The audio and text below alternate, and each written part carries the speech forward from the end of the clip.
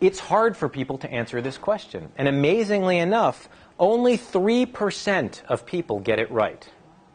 Yet someone said, wow, that should tell you something. If only 3% of the public get it right, even if they're guessing at random, there's some misinformation out there. They're clearly not guessing at random. There's something telling people that this could not possibly be the answer. And I'm really going to only be choosing from among these other three answers. Actually, the most common answer we get is D. So that probably says something about what people think about the purpose of law might be. And the reason I know that copyright, the purpose of copyright is to advance learning is because I can go to the Constitution. Article 1, Section 8, Clause 8 of the Constitution, the Progress Clause, tells us the purpose is to promote progress in society. There's really good reason for understanding this. Think about the context in which this language was developed. We were a young nation. We were developing the Constitution at a time when we were trying to grow this nascent land of ours. And yes, a lot of bad things happen, but also a lot of good things happen. And the government said, we want people to be able to share knowledge with other people. We actually want society to be able to grow, not from having to reinvent the wheel every time, but to actually learn from each other and share that information. In particular, copyright at this stage in history protected maps. Maps were so critical to the development of the nation. And so the idea that we would use copyright law to get people to create maps so that other people could use those maps, it was critical for what we were doing.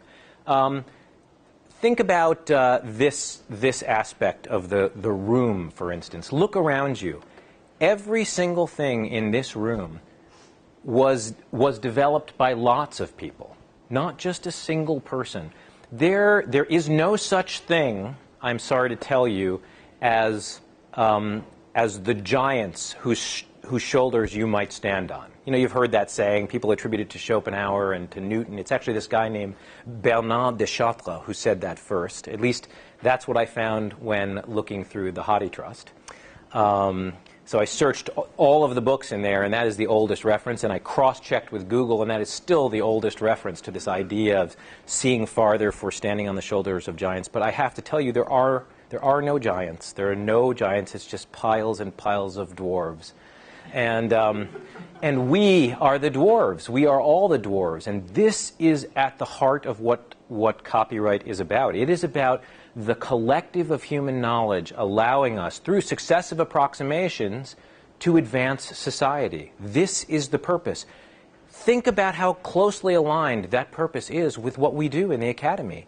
It's precisely what we do, over and over again, iterating, repeating other people's research and continuing that research, expanding upon it, citing to the earlier works of many others in order to advance knowledge. Yes, sometimes we see new things or see them from new angles, and we write about those things. It's wonderful that we do that, but none of us, even the smartest among us, who I know I'm staring at here, are above the aggregate. And this is the power of what copyright has to deal with.